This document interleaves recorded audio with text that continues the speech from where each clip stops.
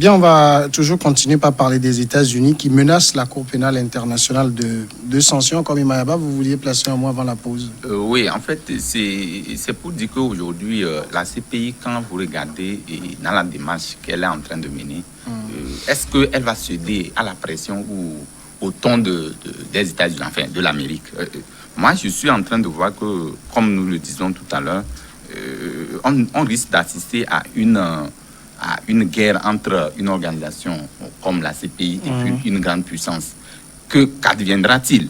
C'est la grande question. Mais ici, l'Amérique est en train de donner une leçon à cette organisation à laquelle elle n'a pas, puisqu'elle a même dit, là, le président, je dis le président, le porte-parole ou la porte-parole de Donald Trump l'a dit, qu'aujourd'hui, ils ne sont pas contre cette décision, seulement que ceux qui ont commis des exactions étant donné qu'ils sont des ressortissants américains, l'Amérique ne saurait tolérer une telle enquête sur son territoire. Alors, la sanction, est-ce que c'est seulement au niveau de l'Amérique ou bien quand on suspend par exemple le vol de tous les responsables de la CPI, quand vous regardez aussi ce qui se passe avec l'Afghanistan qui aujourd'hui est en train de demander à ce que cette cour-là, on doit revoir la façon dont elle est en train de fonctionner.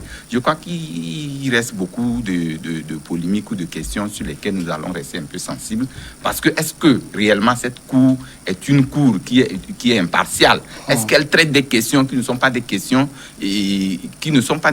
qui viennent peut-être mettre peut-être un flou dans les prise de décision? C'est la grande question.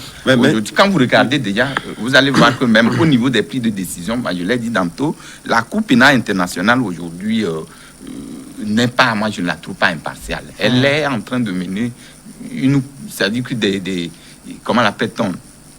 C'est une cour qui, à mon avis, ne donne pas les résultats pour lesquels les pays ont Oui, mais ce qu'il faut faire remarquer également, c'est que cette cour-là, au vu des critiques acerbes qui lui étaient donc orientées, entre-temps, joue aujourd'hui sa survie. Et pour cette raison, je pense que lorsque vous prenez un peu ces négociations de coulisses qui ont conduit à ce qu'on prenne des décisions de pouvoir faire de cette guerre qu'on a connue au niveau de l'Afghanistan, etc.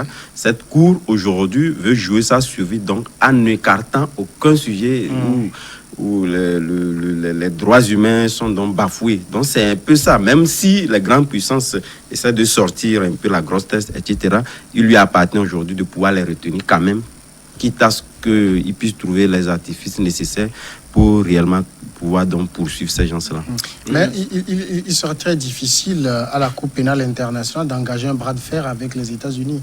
Non, la Cour, heureusement que cette fois-ci, le siège n'est pas aux États-Unis, le siège c'est aux Pays-Bas, à La Haye. Alors, la Cour internationale, la CPI a effectivement l'obligation de s'imposer. Quoique les États-Unis ne vont jamais accepter que cette instruction se fasse pour qu'on aboutisse à un procès avec les militaires américains. Aujourd'hui, le problème devient encore plus grave quand l'Union européenne apporte son soutien à la Cour, à la CPI, dans cette affaire qui l'oppose aux États-Unis. Et vous voyez déjà que c'est une question de pôle. Alors, du moment où l'Union européenne met sa bouche dedans, les États-Unis vont durcir le ton et puis, écoutez, ça ne va pas marcher. Aujourd'hui, ce qu'il faut noter, c'est que les États-Unis sont capables de venir dans n'importe quel pays au monde et d'y extraire un citoyen au nom de la lutte contre le terrorisme, par exemple. Ils avaient, à une époque, je pense que c'était l'année dernière, menacé la CPI si jamais elle retrouvait un soldat américain en prison.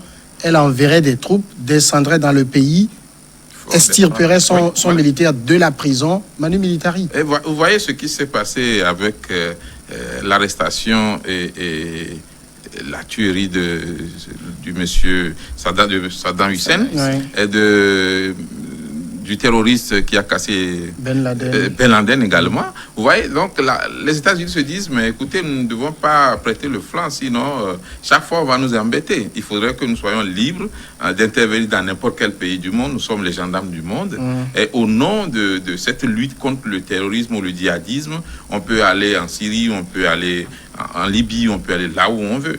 Donc si on se plie effectivement à cette décision concernant l'Afghanistan, ça veut dire que demain, on va nous demander encore plus par rapport au Pakistan, par rapport à l'Afrique. Donc, je crois que c'est un peu cela. Maintenant, l'Union européenne veut aussi montrer que, bon, il y a une proximité dans la vision entre l'Union européenne et puis la CPI. La CPI s'intéresse plus aux Africains qu'aux grandes puissances. Et aujourd'hui, les États-Unis d'Amérique veulent montrer au monde entier que, attention, votre CPI-là, ça ne vaut rien. Oui. C'est vrai, depuis 2001 que ça a été créé, ça a commencé par travailler effectivement en 2002, mais combien de ressortissants de grandes puissances ont pu répondre?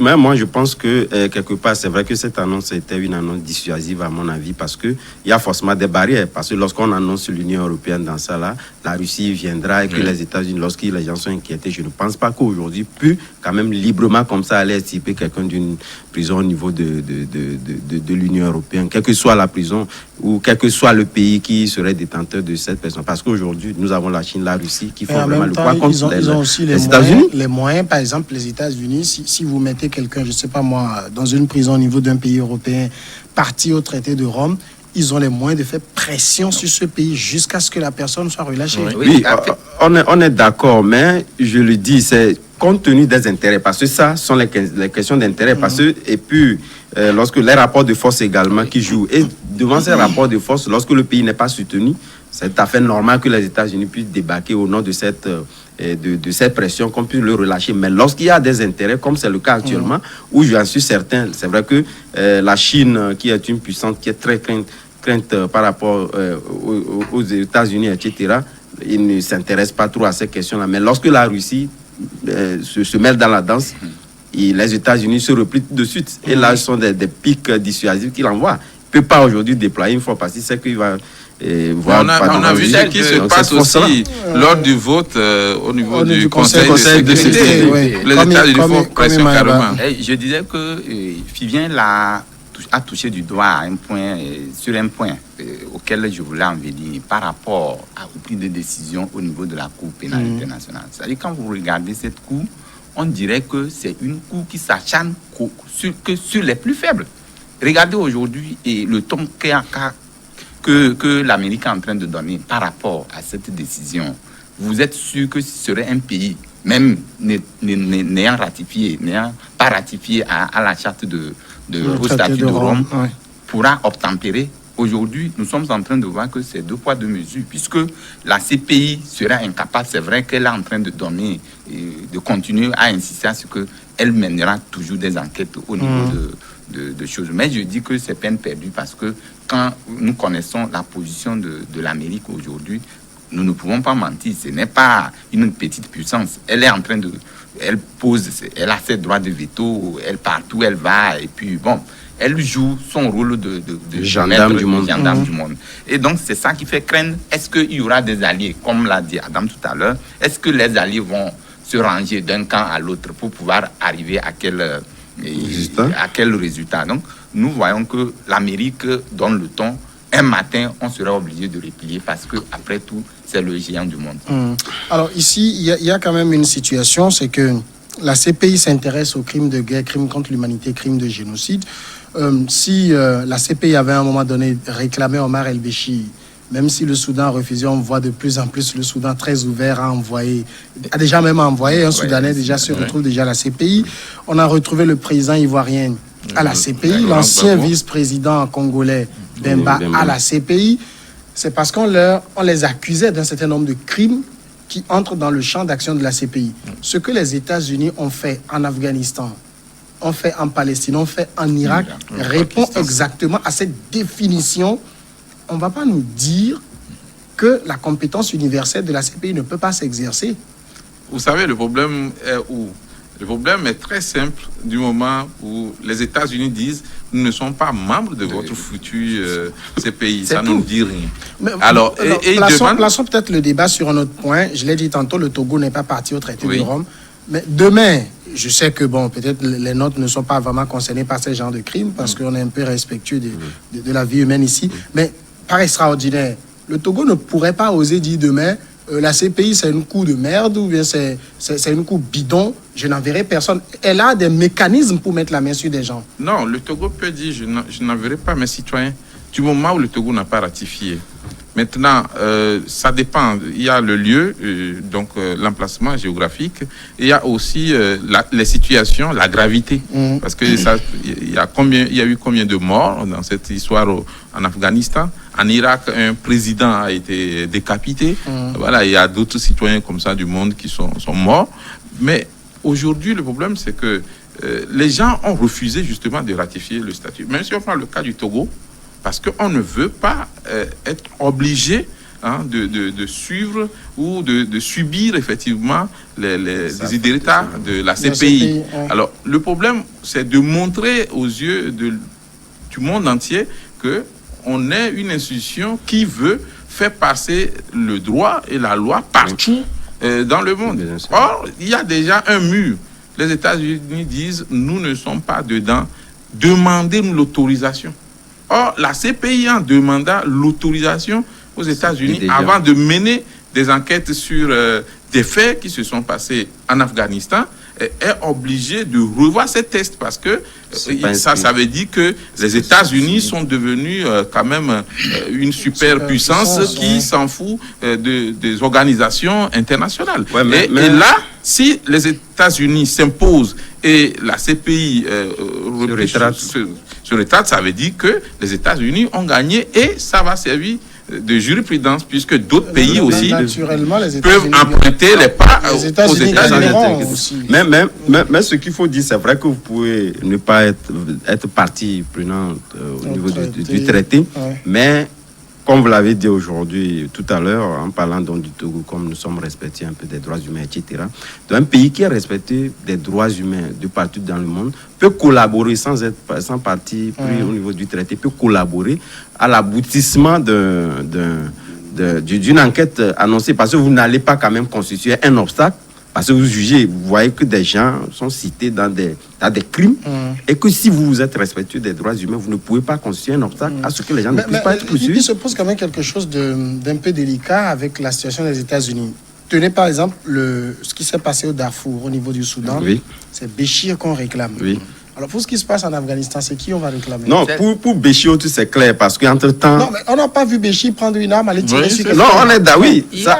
Mais de toutes les façons... Les États-Unis font des vues en Afghanistan, au Pakistan, en Irak. On réclame la tête de qui? Oui, c'est un peu ça, parce que lorsque nous prenons un peu la chaîne judiciaire, je pense qu'il y a aussi les donneurs d'ordre, ceux qui ont financé. C'est le cas actuellement lorsque nous prenons le Rwanda, avec le dernier fugitif qui a été donc rattrapé. C'est vrai qu'il n'était pas sur le terrain, mais il a été un financier, etc. Donc il y a ces démembrements-là qu'on prend en compte. Et là, je pense que c'est différent. Il y a des gens qui le problème qui se pose, ce n'est pas un leader. Quand ça se passe en Afrique, on réclame directement la tête. Voilà la tête. Mais quand il s'agit des États-Unis en Afghanistan, justement, la CPI dit d'enquêter auprès des militaires qui ont mené des opérations là-bas pour voir effectivement leurs responsabilités. Sauf qu'en réalité, tout le monde sait ce qui s'est passé. Aux États-Unis, en Afghanistan, on n'a pas besoin de perdre beaucoup de temps également pour faire les enquêtes. Mais ici, il n'y a pas de tête de liste ou de pivot ou de leader qu'on peut prendre en même temps et après, maintenant, chercher effectivement les roitelets ou ceux qui vont. C'est facile quand c'est l'Afrique, on trouve la quand c'est l'Afrique, c'est facile. Quand il s'agit des autres, on nous dit nous devons mener des enquêtes. Et c'est en cela que, ne doit pas fonctionner comme ça. Vous permettez, c'est en cela que les dirigeants africains ont du mal maintenant, ceux qui n'ont pas ratifié le statut ont du mal à ratifier parce qu'on se dit, mais depuis là, ce n'est que le continent, notre continent qui est visé. Les autres sont épargnés. Moi, je parle toujours de l'affaire de Sarkozy et de Kadhafi. Moi, j'aurais bien voulu que la CPI mène juste des enquêtes. Même s'il n'y a pas de procès, mais qu'il y ait quand même une ouverture d'instruction pour que les Africains soient apaisés que, écoutez, la CPI est pour tout le monde, pas pour l'Afrique seulement. Non, moi, je dis que c'est la procédure. En fait, s'il fallait même mener une enquête sur le territoire ou le sol américain, il faut des négociations avec l'Amérique, en fait. Parce que c'est vrai que j'ai mes enfants... Négociation, même une autorisation. Oui, une autorisation d'abord, et ensuite... Même si cette autorisation arrivait à passer, il faut négocier pour voir dans quelle mesure il faut mener cette enquête-là sur le sol américain. Puisque l'Amérique est libre de refuser, accepter ou refuser. Aujourd'hui, je crois qu'elle est dans cette légalité-là. Du moment où elle n'a pas ratifié le statut de Rome, aujourd'hui, elle peut refuser que toute enquête soit menée contre ses ressortissants. Bon, c'est pourquoi, justement, j'ai dit, c'est la procédure. Est-ce que dans la prise de position des deux puissances, en fait, quand je parle des deux puissances, l'Amérique et puis la CPI, est-ce qu'il ne peut pas avoir, comme l'a dit Adam tout à l'heure, il y a une collaboration, il ne peut pas avoir une collaboration pour qu'on puisse, justement, peut-être que quand on parle de crime, ce n'est pas l'affaire d'une personne, puisque c'est un crime inhumain et tout. Donc ça pouvait peut-être se négocier au niveau de l'Amérique pour voir s'il peut accepter que ceux qui ont commis ces exactions soient poursuivis ou soient, enfin... Ceux qui ont commis ces actions étaient sous les ordres de l'autorité américaine. Oui, ce qui fait que les États-Unis disent non, ne voulons pas. Justement, c'est là le problème. Quand on ouvre la brèche, ça arrive même de tomber sur le chef de l'État. C'est là le problème, c'est pourquoi on parle de négociation. Parce que si aujourd'hui l'Amérique accepte tout à l'heure que l'enquête l'a abouti, ça veut dire qu'au niveau même, ce n'est pas seulement les Américains, c'est les ressortissants américains, puisque vous savez que les alliés, oui. Justement, les alliés font partie de ce champ-là, et ça risque même d'entraîner un grand... Finalement, on ne va pas se voiler la face, la CPI ne peut rien faire aux États-Unis. Non, ça c'est évident, sauf que ce qui serait peut-être... avec cette décision, c'est de condamner les gens par contumace. Et puis on sait qu'à l'avenir, ils ne seront jamais inquiétés. Les citoyens. De toutes les façons, même s'il advenait que les ressortissants américains, parce qu'eux aussi, en représailles à cette décision qui est prise par Donald Trump, il se peut que certains citoyens aussi soient inquiétés par d'autres pays ratifiés au nom de cette solidarité dont je venais de parler. Mais tout compte fait, ils peuvent être inquiétés, comme en Europe et ses consorts, mais ne jamais faire la prison, surtout au niveau de la CPI. Donc, ce sont des condamnations par coutumance. Ça renvoie à ce qui s'est passé avec Béchi. Chaque fois que Béchi se déplaçait dans un pays, on demandait au pays d'exécuter le mandat d'arrêt. Si la CPI veut aller aux États-Unis, c'est qu'il y a des gens interrogés. Oui. Si demain, cette personne se retrouve, je ne sais pas moi, dans un pays parti au traité de Rome, on va lui demander d'exécuter le mandat d'arrêt contre le citoyen américain. Ils sont déjà ciblés. Non, mais ce serait demandé. Ils ne sont même pas ciblés, moi, je pense qu'ils sont. Oui, mais ce serait demandé, mais c'est difficile à appliquer. Les Américains n'aiment pas qu'on touche leurs ressortissants, surtout les alliés, pas dans un autre pays étranger. Vous n'avez même pas l'occasion de le faire. Maintenant, est-ce que la CPI va échouer ou bien a échoué déjà devant les États-Unis d'Amérique? Je dis en partie oui, mais l'autre revers de la médaille, c'est que la CPI aussi fait du show médiatique. Vous avez vu déjà que l'Union européenne a commencé par soutenir l'institution en disant écoutez, il faudrait que cette décision s'impose à tout le monde. Donc, effectivement, c'est comme on attire de la pitié. On veut que les gens prennent conscience que nous avons envie de faire du bon travail dans le monde entier. Mais voilà ceux qui nous bloquent, les États-Unis d'Amérique. Et ça va constituer un peu un show médiatique. Et effectivement, on veut voir les réactions des autres pays. Bon, les pays africains ne vont pas vite se prononcer sur cette question, comme d'habitude, parce qu'on préfère garder l'amitié avec les États-Unis et en même temps aussi éviter de tomber dans la gueule de la CPI. Puisque nous sommes souvent même ceux qui moi, je pense que les États de par le monde même cautionnent cette attitude des États-Unis dans la mesure où vous avez vu, avec la dernière sortie de l'ambassadeur des États-Unis ici, ce serait quand même un pays africain qui ferait ça, on le rappelait tout de suite. Donc ça voudrait dire quelque part que la même chose peut se passer dans n'importe quel pays, on l'inquiétera. Donc ça voudrait dire nous-mêmes nous cautionnons ça, mais au vu de, je pense que de cette diplomatie, il faudrait quand même qu'il y ait une convergence de vues, un même traitement lorsqu'on sommes sur le champ diplomatique, de pouvoir serrer en prenant les puissances à part, le traitement à part, et lorsqu'on prend entre nous-mêmes pays africains, on n'a pas toujours cette même appréciation. Cette attitude des États-Unis, là, est-ce que ça ne va pas amener certains États qui ont déjà ratifié à vouloir se retirer du traité de Rome? En fait, c'est la grande question. Parce que la CPI, tout compte fait, elle est affectée, hein, elle est sérieusement affectée. Puisque l'OMS d'ailleurs même. Si elle ne s'impose pas, elle risque lourdement. C'est le temps de l'affaiblissement des institutions internationales. Et c'est souvent les États-Unis qui lancent le coup et puis les autres suivent. Ça suit. Oui. Deuxième sujet, c'est la Côte d'Ivoire. Nous parlons maintenant de cette attaque djihadiste qui a visé des militaires dans le nord. C'est une première dans le pays depuis l'attentat du Grand Bassam. C'était en 2016. Une base de l'armée ivoirienne située près de la frontière avec le Burkina Faso a été la cible d'une attaque dans la nuit de mercredi à jeudi. Selon le bilan provisoire fourni par l'état-major, on décompte une dizaine de morts, 6 blessés et un assaillant neutralisé. Les enquêtes sont en cours pour déterminer la nature, les circonstances et le bilan définitif de cette attaque, indique le communiqué. Des mesures urgentes ont été prises dans la zone, notamment la mise en alerte de toutes les troupes ainsi que le ratissage en vue de retrouver les assaillants. Nous, on sait que les terroristes étaient dans une logique d'étendre leurs tentacules dans la région ouest africaine. Il y a eu le Grand Bassam en 2016. On a pensé que, finalement, la Côte d'Ivoire a réussi à maîtriser, à repousser, à sécuriser ses frontières. Mais là, on voit qu'elle n'est pas sortie de l'ornière. Oui, tout à fait. De toutes les façons, moi, j'estime que les attaques djihadistes, il n'y a pas d'attaque djihadiste isolée. Et lorsque tous les pays, surtout ce qui est inquiétant, lorsque nous prenons la situation qui s'est produite entre-temps au Bénin, ça prouve directement que les djihadistes étendent un peu leurs tentacules vers les pays de la côte.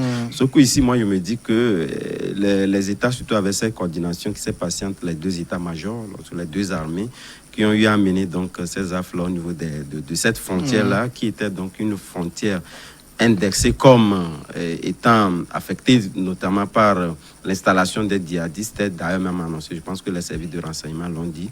Mais sauf que lorsqu'ils ont mené ces rafles-là, nous en avons aussi connu chez nous également avec les deux armées togolaises et burkinabé, sans être inquiété par la suite. Mais ça voudrait dire quelque part qu'on sort trop vite. Lorsqu'on essaie de faire de petits succès, on sort trop vite pour crier Haro.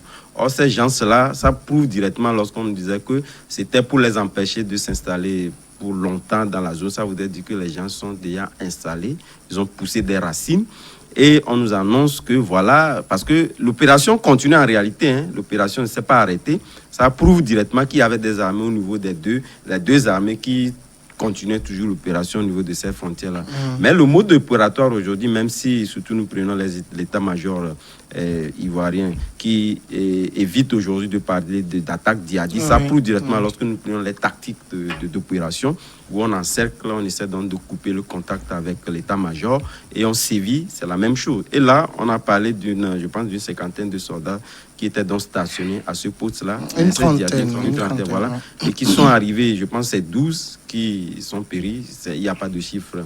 En tout cas, pour ce que j'ai eu, le communiqué que j'ai eu, communiqué du ministère ivoirien de la Défense, il y a un seul terroriste neutralisé. Voilà. Donc ça voudrait dire que les gens étaient lourdement armés. Parce que si c'est vrai, l'effectif aussi des terroristes qui ont été déployés pour cette attaque-là n'a pas aussi été annoncé. Ça prouve qu'ils sont lourdement armés. Et ça aussi, ça prouve réellement que ce qu'on nous chantait, que voilà, les armées sont solidement formées. Et si nous prenons en lien avec cette opération-là qui a été menée, ça prouve qu'il reste beaucoup à faire. Parce qu'une trentaine d'armées stationnées que les djihadistes arrivaient donc à contenir et à pouvoir faire, c'est un lourd bilan de toutes les façons. D'abord, il y a de l'impréparation. Il y a aussi l'inexpérience en termes de cette attaque-là. Mais quand bien même qu'on peut dire que lorsqu'on prend les armées maliennes, nigériennes, c'est vrai qu'ils sont habitués. Mais quand même, il y a toujours de ces attaques-là. Ça prouve que nos États, il y a beaucoup à faire pour éviter à ce que cette tentacule-là puisse s'étendre sur réellement la côte. Comme Imayaba, selon le communiqué, on parle d'une quarantaine d'assaillants qui seraient arrivés à dos de moto. Ça rappelle le modus operandi connu dans la région, notamment au niveau du Mali, au niveau du Niger, où ils arrivent nombreux à dos de moto, ils attaquent un camp militaire et font énormément de dégâts. Là, sur la trentaine de militaires, ils en ont réussi à tuer au moins une dizaine. On n'a pas encore vraiment confirmé le bilan. Ils ont blessé 6 autres, un seul assaillant neutralisé.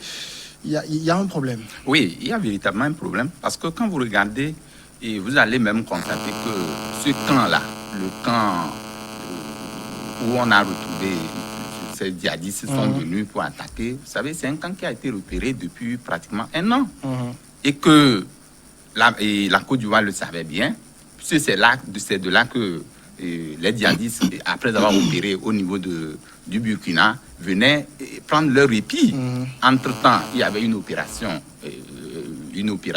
conjointe qui a été pilotée entre l'armée ivoirienne et le Burkinabé. Et puis donc, on a neutralisé cette zone. Alors aujourd'hui, vous savez, ces djihadistes-là sont en train de peut-être donner une revanche à cette situation qui s'est produite il y a cela longtemps, puisque les leurs ont été tués. Les leurs ont été tués. Et donc, est-ce que c'est pas pour dire que c'est un coup de poudre un coup de poudre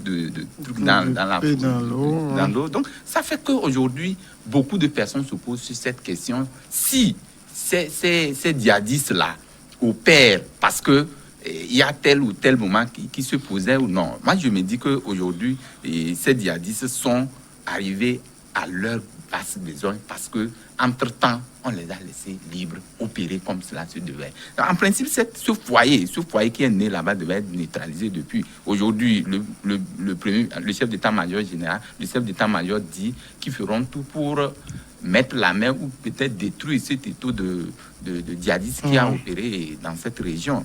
Donc, nous disons que ces djihadistes, en principe, ne devaient pas aller vers cette incursion-là.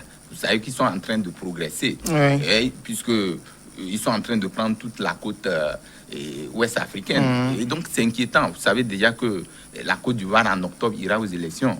Et donc, tout ça, là, ça risque de créer une grande frustration au niveau du pays. Mais depuis longtemps que ce foyer est né, ou a été créé là-bas, la Côte d'Ivoire n'a jamais été attaquée. C'est la deuxième fois après l'attaque de Grand Bassam en 2016. Donc, aujourd'hui, est-ce que ce n'est pas ces djihadistes ne sont pas venus pour donner ou pour expliquer que on était resté tranquille dans notre foyer, ou vous êtes venus nous provoquer, nous allons vous montrer que ce dont nous sommes capables. Donc toutes ces questions sont à élucider et voir fortement qu'est-ce qu'il y a lieu de faire pour qu'on n'en arrive pas là. Vivien, ce sont souvent des attaques qui posent beaucoup de questions et les communiqués qui sont rendus par les états-majors sont souvent très flous.